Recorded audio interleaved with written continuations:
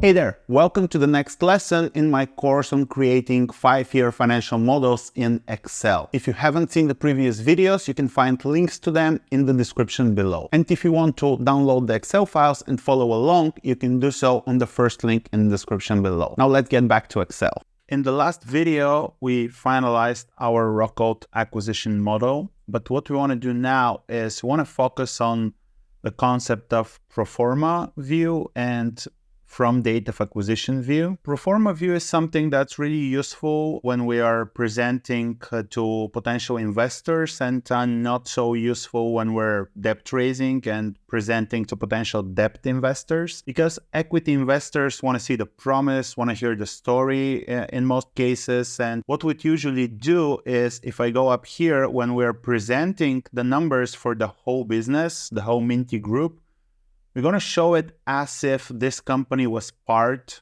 from the get-go, because we want to see the promise of what the business can achieve. But when we're presenting to debt investors, they would usually want to see what the company did so far and where it's going, because they look more like backwards. So they don't want to see the numbers for the 2023 acquisition being included in 2022. And because we want this to be a versatile model, we're going to create a drop-down and the option to switch between the two. There's a lot of ways to do it. We can do it with like some inline editing here, doing different schedules and having the drop-down pull from different places. But over the years, I found out that this is quite hard to follow and quite hard to comprehend when you want to rework something later on, or when you want someone else to be able to understand what's going on. So in order to keep it simple, what we can do is we can grab this whole thing, like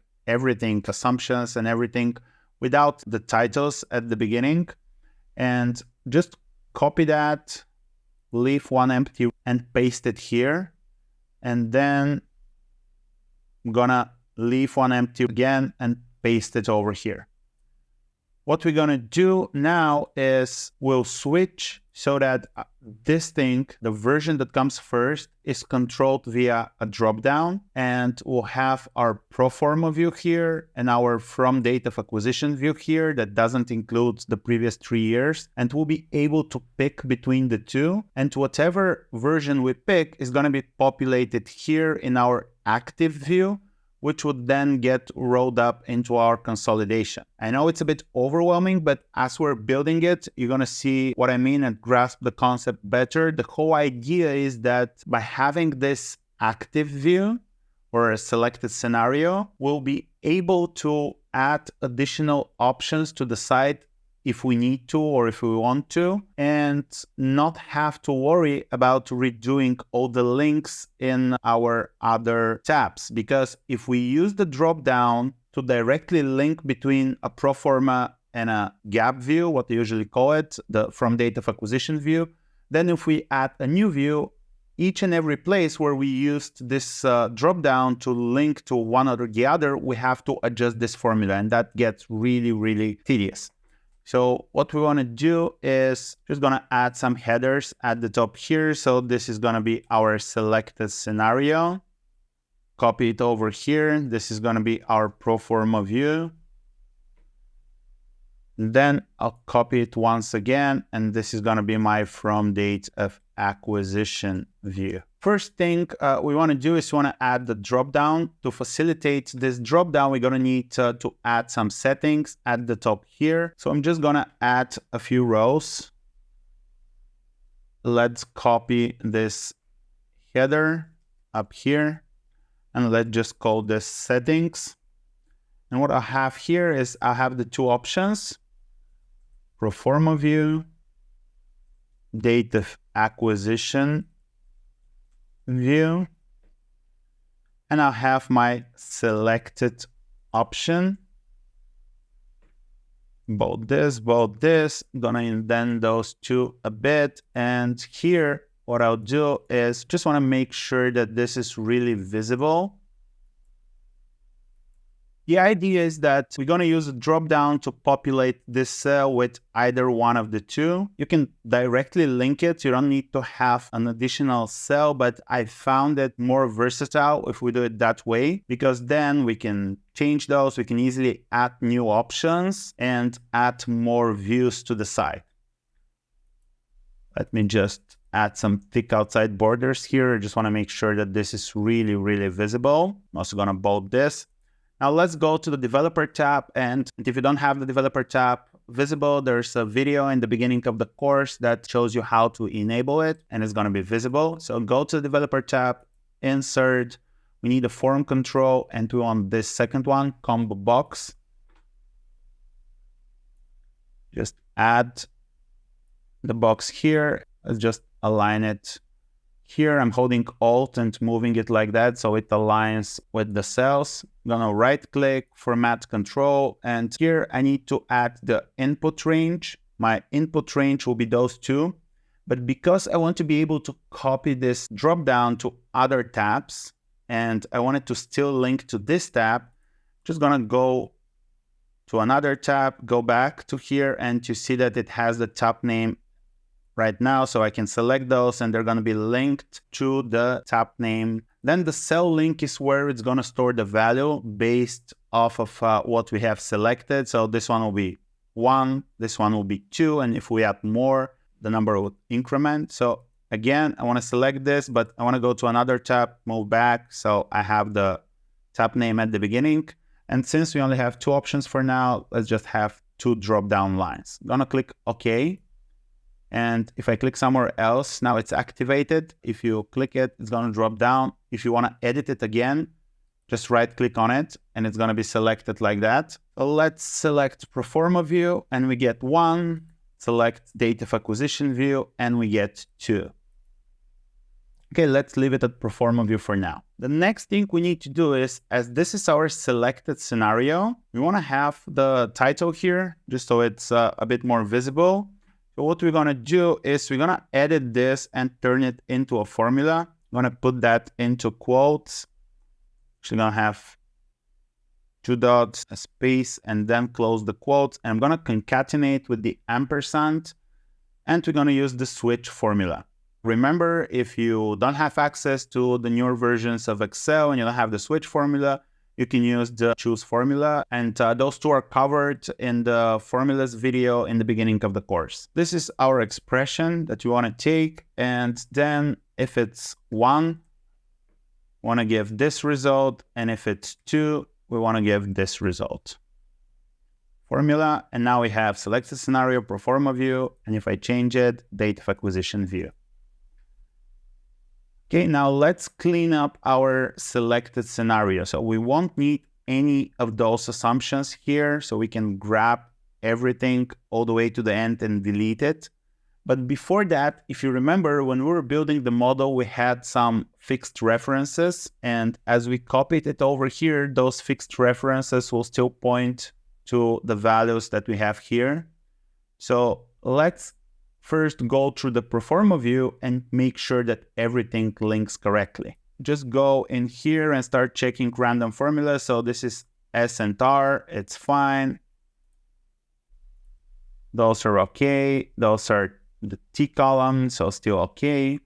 Let's see here, those are all okay. Those here as well. Our initial investment is linked to column T because it went down. And you see that as I scrolled, I can't see the titles up here anymore. So let's actually go up here and do the frame freeze after column B. So Alt W for view, FF, and now it's fixed here. So now when we scroll, we can still see the titles of all the rows here. Okay, this links to column U. So you can see that this one here references columns K and F because we fixed it. So it references those 2 columns, and we can pretty easily move them. Just hover here and move that to the principal column. And then I'm gonna grab the year column and move it over here. And now my formula should reference to X, S, and U. Okay, copy that to the side. And here for the interest expense, it's the same thing. So we need to grab the interest and move it over to the interest, grab the year and move it over to the year. Hit enter, copy this over to the side. Going down here, let's pick a formula. There's no fixed references here, so everything is linking to where it's supposed to link. And don't worry if you miss one, as soon as we clean this up and there's no longer a value for the Proforma view to reference, you see that there's an error, but as much as I can, I prefer to avoid those. I'm just going down and looking at different formulas. Okay, everything seems fine here. Not sure if we had anything else that was fixed apart from the depth sum if formulas, but still takes only a few minutes to check out. I don't think there's anything like that down below. So now we can go ahead, go up here to the top, move back to our selected scenario view. We can just select all the assumptions and delete them. And this is gonna pretty much empty everything down here, but we're not actually using any of those numbers. So I'm gonna select everything all the way to the end of the balance sheet and make everything black. And I'm also going to do the same for the cash flow statement. And what I'll do now is I'll write a switch formula. So up here at the revenue, I'm just going to say switch. My expression would be my settings up here. And I'm going to fix that with F4. Then if it's 1, let's go back. If it's 1, just give me the 2020 number from here. And if it's 2, just give me the 2020 number from my second view, the from date of acquisition view. And that's my formula. And I didn't fix any of the two references if it's either 1 or 2, because what I can do now is I can select everything, Control R, and now everything is linking to the Proforma view. And we can just copy this line and paste it on all lines apart the totals. That way, right now, this formula is checking that we have Proforma view, our setting up above is 1, and because it's 1, it's linking to the Proforma view here, and if we change it to 2, it's gonna link to the date of acquisition view.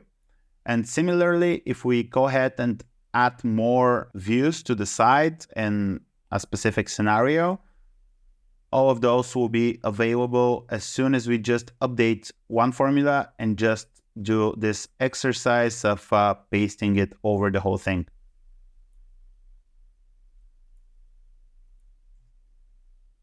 And everything should zero out. Now let's go ahead and fix our from date of acquisition view. So what we want here is we don't want to have the first 3 years because 2023 is the year when we're actually acquiring Rock Code. So I'm just gonna go ahead and delete everything in here, and you see that as soon as I did that, everything breaks going forward, but it's actually quite easy to fix. So let's just clean everything up and make sure that we're not forgetting anything that's not supposed to be part of the final view. So now if we go to the top, what we want to do is first we want to make sure that we have those assumptions, and that's pretty easy to do. What I'll do is, because we have the same plans for the business going forward, whether it's showing it pro forma or showing it from the date of acquisition. So what we can do is we can just link to those here, just copy the formatting, and we can just reuse the same assumptions. I'm gonna copy that to the side, copy it down here, copy it over all of those, here, here, and here. And now we get the same percentages here that we can use to build our income statement. The problem is that we don't have the revenue to start from. So what I'll do is I'll just make sure that my 2023 revenue is the same. And you can see that as soon as I added the revenue item, everything else was populated because we have the revenue growth and we have the proper percentages, and we're arriving at the same result. And that's important because no matter if the business has been with us ever since or if it's just coming to the group, the projected financial performance should be the same. Where things get a bit gray is when we go into the balance sheet and cash flow statement. And the problem for that is that having a pro forma view for a balance sheet and cash flow statement doesn't make a lot of sense, because here we assumed that we have those assets and we're adding the 20 million acquisitions on top of that. And honestly, that doesn't make a lot of sense in terms of the fact that this 60 million was part of the fair value appraisal and it should have been included in our purchase price. But as I mentioned before, this is a strategic financial model, so it's aimed to be directional at best. And usually we don't put a lot of focus on balance sheet and cash flow statements, as the most important aspect of such a model is the income statement, and that's where most of our outputs are going to be built on. But let's get back to the date of acquisition view and start adjusting our assumptions. The first thing you can note is that here in the acquisition schedule, we don't have the recognized investment anymore. And the reason for that is that we don't have their own equity, the 5 million, in the balance sheet that we will be consolidating. So there's no need to offset it to an investment.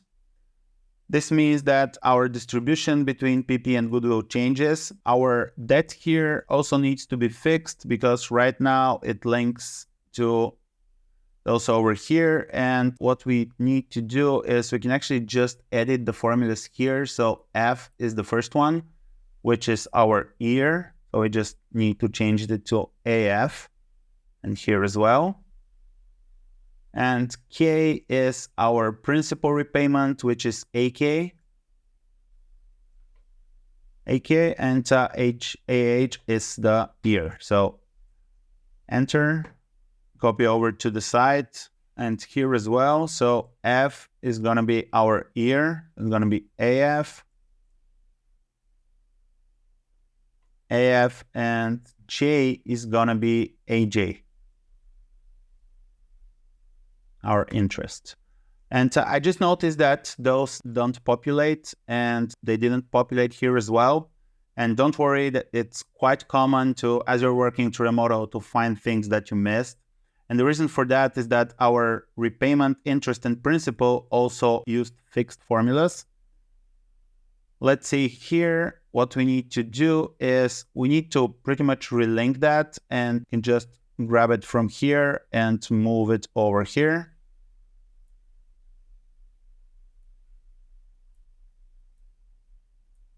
Okay, enter, copy that to the bottom. Then our interest, need to do the same thing. Move this here, relink this here and here.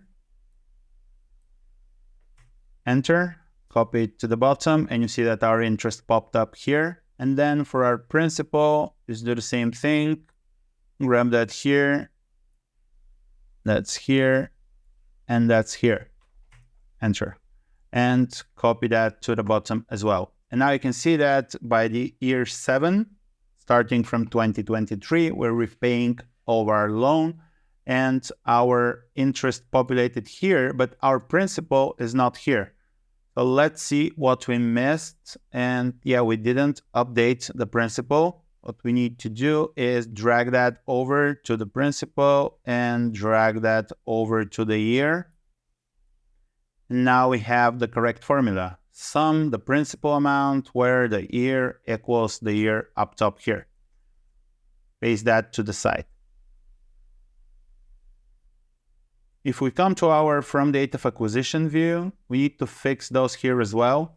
And those are quite far away to drag, but the only thing that we need to change is the column.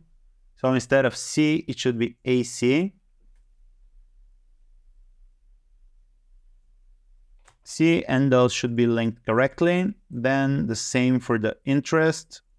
Just need our rate to be from column AC, our number of periods, and our principal starting balance. To the bottom, you see that the interest populated up here. And now let's fix the principal payment as well. So this is going to be AC, AC, AC, and everything populated up here as well. Okay, let's move down. So we have our revenue, supplies, and operating expenses, but we don't have any receivable, payable, and inventory days to calculate them with. So what we can do is just use the same that they had in our Proforma view. Copy that to the side, and we can just copy it and paste it here. So it's going to be linked to the previous version. And you can see here again, absurd inventory days. Yep, but that's how the calculation comes out.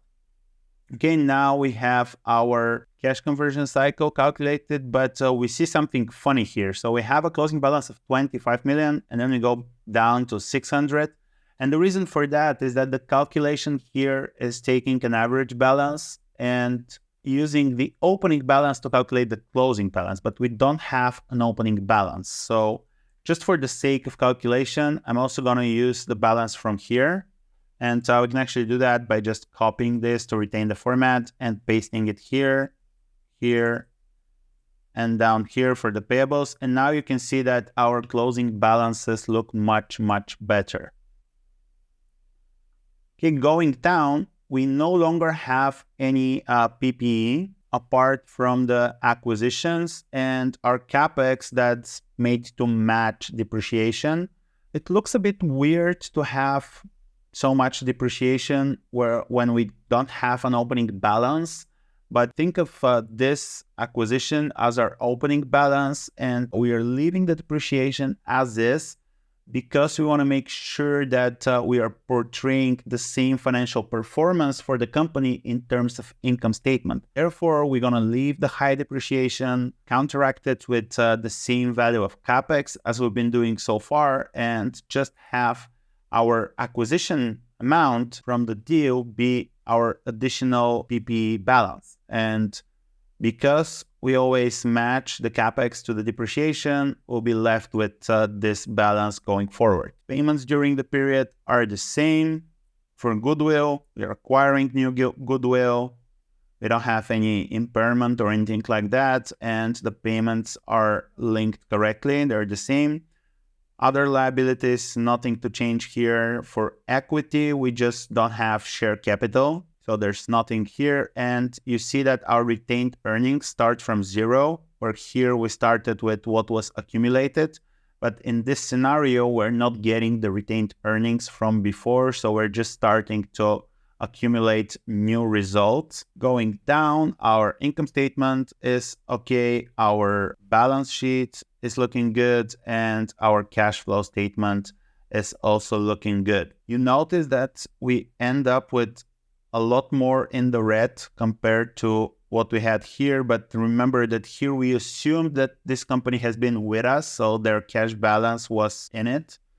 And also something that is worth mentioning and worth pointing out is that you notice that we're running at a negative cash balance. And that's okay, because instead of taking the 45 million that we're paying over time and putting them in the parent company, we're putting them in here, and that's why cash is negative. But the thing is that you can see that as soon as we repay the debt, we slowly start to generate positive cash flow. And this means that it will take the company about 7 years to turn back to generating positive cash flow. And in those 7 years, it's pretty much going to pay for itself by running on the red. And it would probably take a few more years to clean the slate. But the idea is that we're packaging the investment of the parent company in this acquisition so that when we aggregate them, when we consolidate, we'll have the option to switch the whole deal on or off and see how this would affect the overall consolidated picture.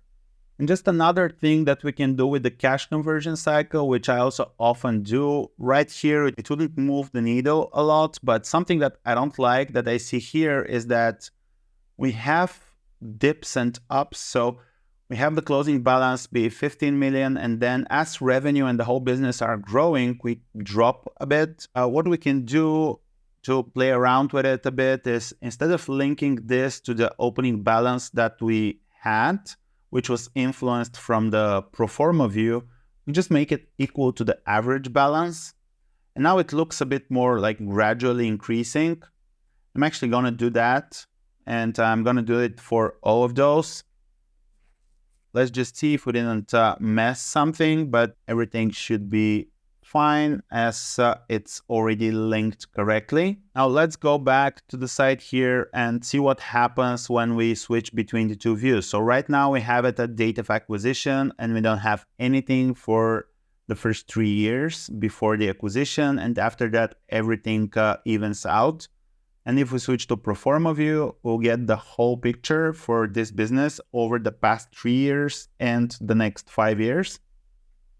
And again, everything matches, and we can easily consolidate it going forward. In the next section, we're going to look at how to build our acquisitions pipeline for the more further down the line acquisitions where we don't have specific companies identified, but to just have a general idea of what type of companies we want to acquire. And we're also going to look at how we will model an uplift from a new product or a new service that we want to put on top of our existing revenue. Thank you for watching another part of the course. As soon as the next video is uploaded, you'll find it right here. By the way, if you can spare a minute, I would love to hear your thoughts on the course and whether it's living up to your expectations. If you're watching on the website, you can do so by the feedback button up there. And if you're watching on YouTube, just drop a comment down below.